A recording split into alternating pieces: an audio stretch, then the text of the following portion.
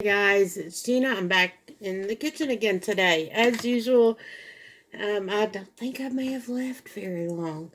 I'm going to show y'all, I did find my instant mashed. That's what we're having to go with everything else today. Instant mashed potatoes.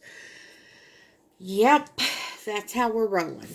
Also, found pecans and I found marshmallows. That's going with sweet potato casserole. Now we're back in the kitchen. And we are just going to make some basic deviled eggs. These are really super easy. I'm doing this at a beginner level because I realize some of you, this is your first, maybe second, because we've had already gone through Thanksgiving this year, maybe the second holiday, but the first holiday season, you're having to do all the cooking.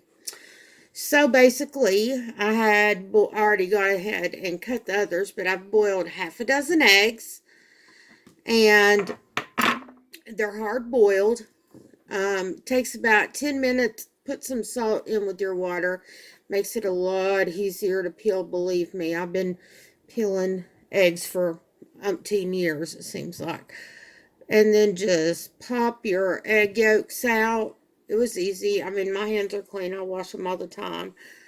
Y'all have seen me wash them many times on this channel if you've been watching a while. Anyway, that was easy. Now we're going to just take the fork. I'm going to show you, or attempt to. Here's my egg yolks in my bowl.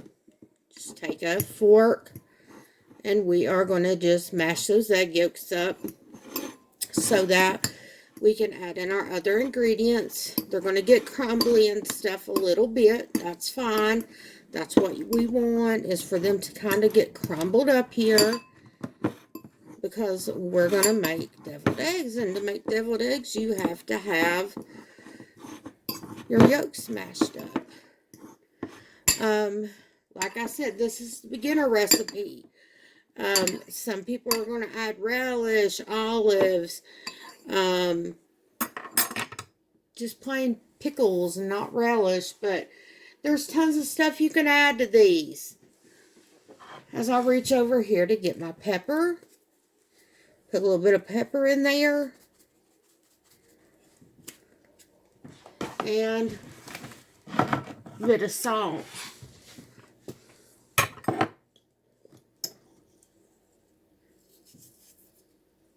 Don't want to, you can always add more seasonings, but you can't take it out, folks. So to me, I'd rather add just a little and need more later than add too much and I can't take it out. Next thing's next. You're going to need something with vinegar to give it that kind of tangy kick. You can use yellow mustard vinegar, something along that line that's kind of got the vinegar that's tangy.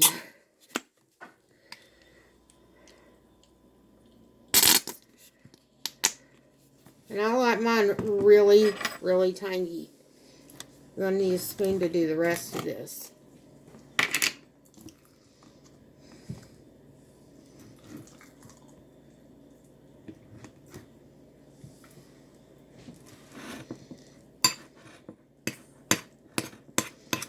And we're just going to mix this up. I mean, it's this easy, y'all.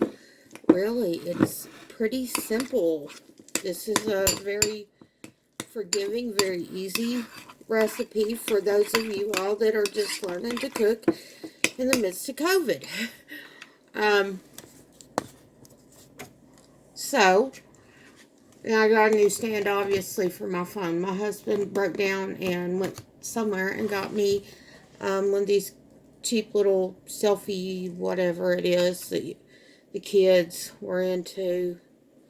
And then just, yep, that's right. Now, my nose knows about the level of which I like mine. I've been doing this so long, I can just smell it and tell. Some of y'all are going to have to taste it and see if it needs anything. And do that. But if you're going to taste it and you are using a spoon to taste it with, do not put that same spoon that you've eaten off of back down into your eggs. It contains bacteria from your mouth. If you're going to use the same spoon again, wash it with detergent, y'all, and dry it and stuff so your food don't taste like soap. But you don't want to give anybody any germs here at Christmas. Lord have mercy. That's my soapbox for today. Is to, do that.